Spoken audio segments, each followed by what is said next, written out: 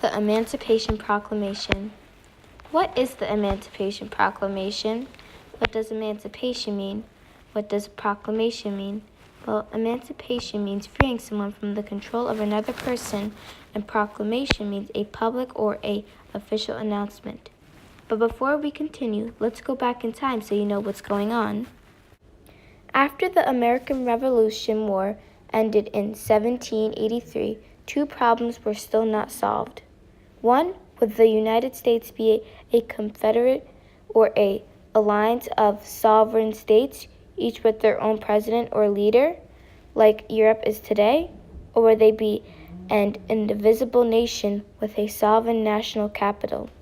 Two, the United States had to declare that all men were created with equal rights to life, liberty, and pursuit of happiness, but it was still the largest slaveholding country in the world. The economy of the southern states were more suited to agriculture because there are large areas of land. The northern states had farmland, but not as much as in the south, and they turned their attention towards industry and development of manufacturing, transportation, and baking. Southern economy based on plantations and chattel slavery. Slaves were bought as property and worked without being paid, produced many crops, especially cotton. The combination of high value of cotton and value of slaves made the wealth of the Southern whites twice that of the whites in the North.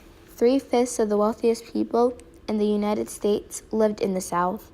Eventually, the North in general came to stand for the abolition of slavery in the United States. The South felt that limiting the expansion of slavery in the new states would bring an end to the institution. They did not think a Republican president would represent their rights or their property. When Abraham Lincoln of the Republican Anti-Slavery Party won the presidential election in 1860, South Carolina, Mississippi, Florida, Alabama, Georgia, Louisiana, and Texas seceded from the Union and formed the Confederate States of America. Abraham Lincoln was elected on November 6, 1860. On December 20th, 1860, 7 states seceded from the Union.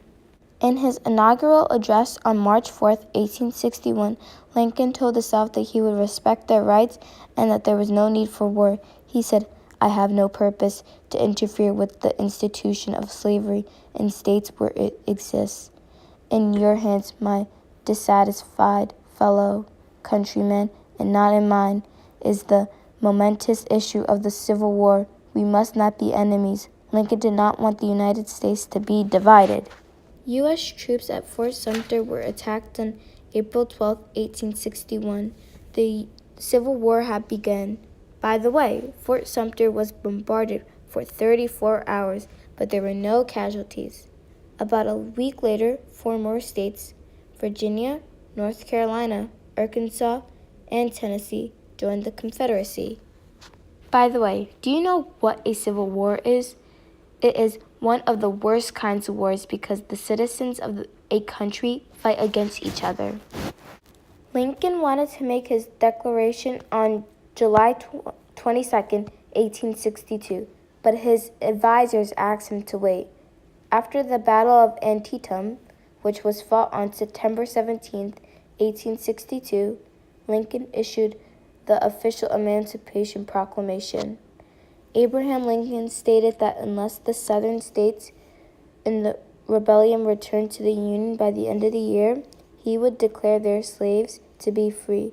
Some slaves in the border states would not be set free even though they were in the Confederacy.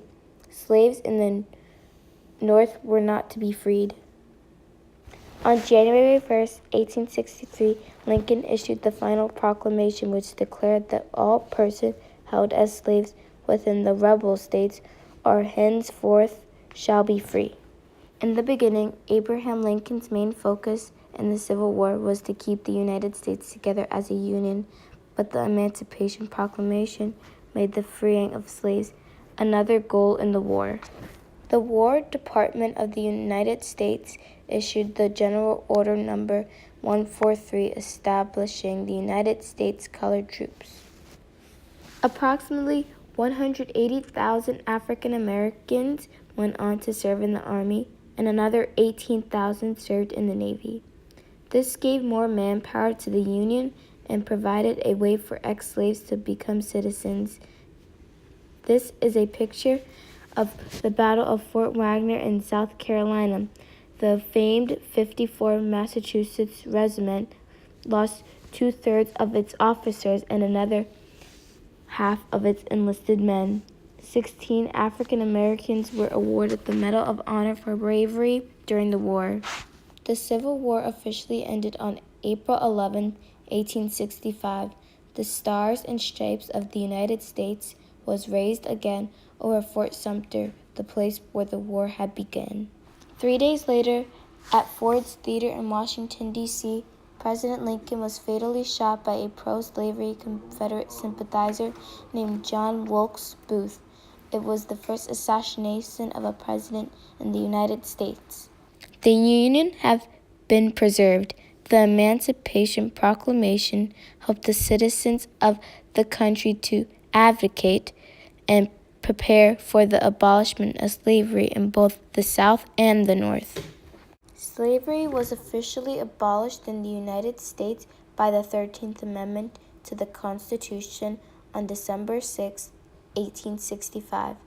President Lincoln considered the Emancipation Proclamation the most important achievement of his presidency. Triumphs and tragedies after the Emancipation Proclamation. Some triumphs were the country was reunited, 50,000 slaves were immediately freed, almost 200,000 would join the Union Army, the 13th Amendment abolishing slavery in the United States was passed. Some tragedies were Abraham Lincoln became the first president assassinated in U.S. history. Slaves who could not write or read were suddenly free with no place to go. Many slaves became tenant farmers or former plantations where